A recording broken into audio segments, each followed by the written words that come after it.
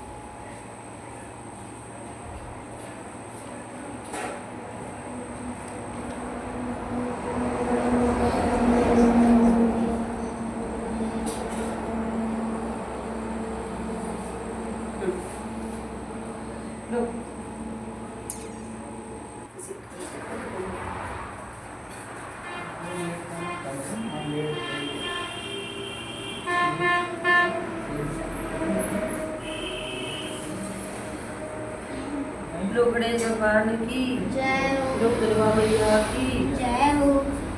करवा चौथ सुहागिन नारियों का एक बहुत ही महत्वपूर्ण व्रत है।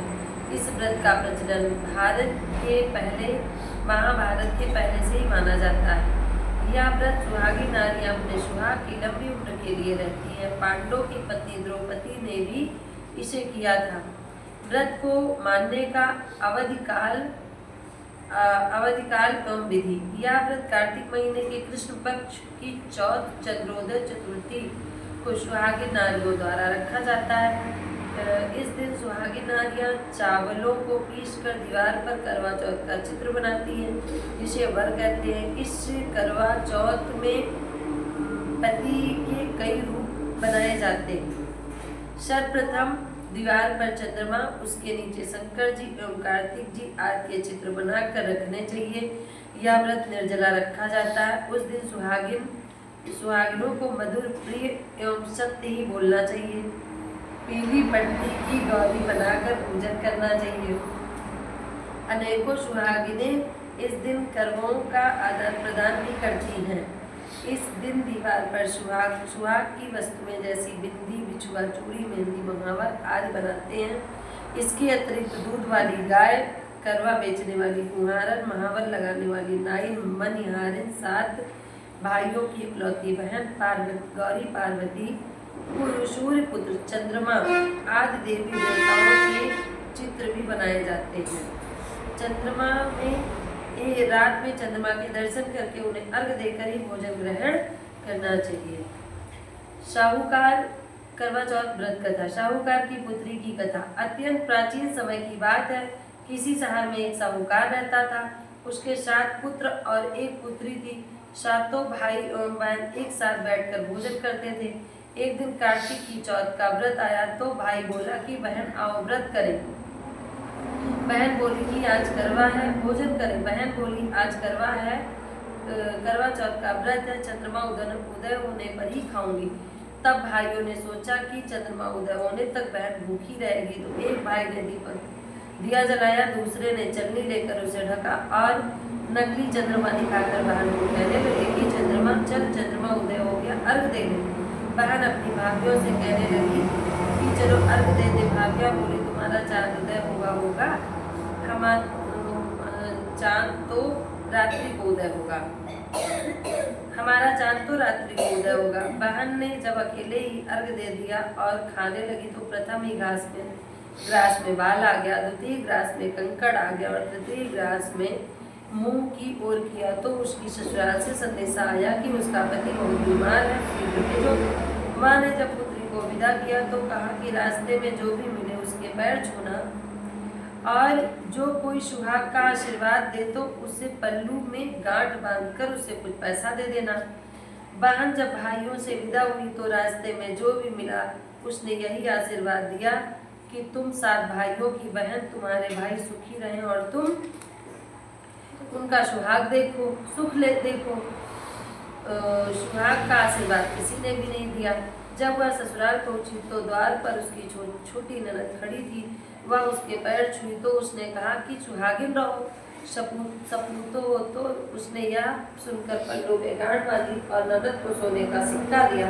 जब साहूकार की पुत्री भीतर गई तो उसकी सास ने कहा कि तेरा पति जमीन पर पड़ा है। यह सुनकर वह अपने पति के पास जाकर उसकी सेवा करने बैठ गई। बाद में सास ने दासी के हाथ बचा कुचा खाना भेज दिया।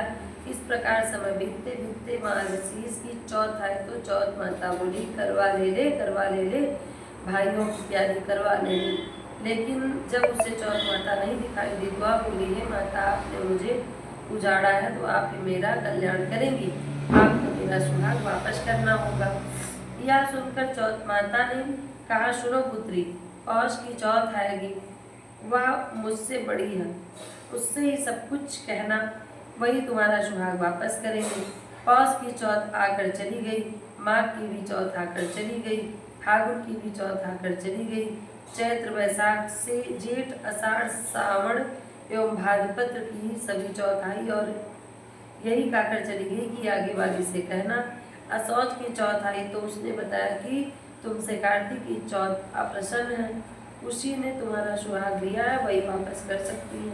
वह आया तो उनके पैरों में गिरकर विनम्रता पूर्वक प्रार्थना करना, यह समझा कर वह भी चली गई। जब कार्तिक की चौथ आई तो वह गुस्से में बोली, भाइयों की प्यारी करवा ले ले, भाइयों की प्यारी बहन करवा ले ले, दिन में चांद उगानी करवा ले ले, व्रत खंडित करने वाली करवा ले ले, भूखी करवा ले ले। या सुनकर वह चौथ माता देखकर उसके पैर पकड़कर गिड़गिड़ाते हुए कहने लगी, हे चौथ माता, मेरा सुहाग आपके हाथों में है, आप ही मुझे सुहागिन करें। इस पर चौथ माता ने कहा, पापिन, मेरे पैर पकड़कर क्यों बैठी है? यह सुनकर साहूकार की पुत्री ने कहा, मुझसे जो भूल हुई उसे माफ कर दो माँ, आज के बाद कोई भूल ना करूँगी, मेरा सुहाग मुझे वापस कर दो माता जी, मुझे तो आपका ही सहारा है। साहूकार की पुत्री के वचनों से प्रसन्न होकर चौथ माता ने अपनी नेत्रों से काजल, नाखूनों में से मेहंदी और टीके में से रोली लेकर उसकी उंगली से उसके पति पर छींटा मारा तो वह उठकर बैठ गया और कहने लगा कि आज तो मैं बहुत सोया, किसी ने जगाया तक भी नहीं। इस पर उसकी पत्नी ने कहा, क्या सोए, मुझे तो 12 मास हो गए, अब जाकर चौथ माता ने मेरा सुहाग वापस किया है।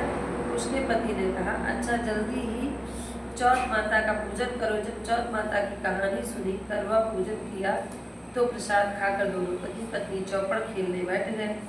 नीचे एक दासी आई, उसने दोनों को पासे से चौपड़ क्रीड़ा करते देखा तो उसने उसकी सास से जाकर खबर सुनाई। तभी से सभी गांव में यह चर्चा फैल गई कि सभी सुहागिन नारियां करवा चौथ का व्रत करें तो उनका सुहाग अखंड रहेगा।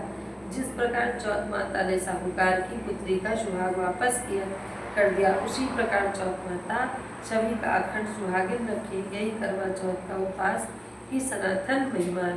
बोलो करवा चौथ माता की। वो कर दो, हाँ चढ़ा।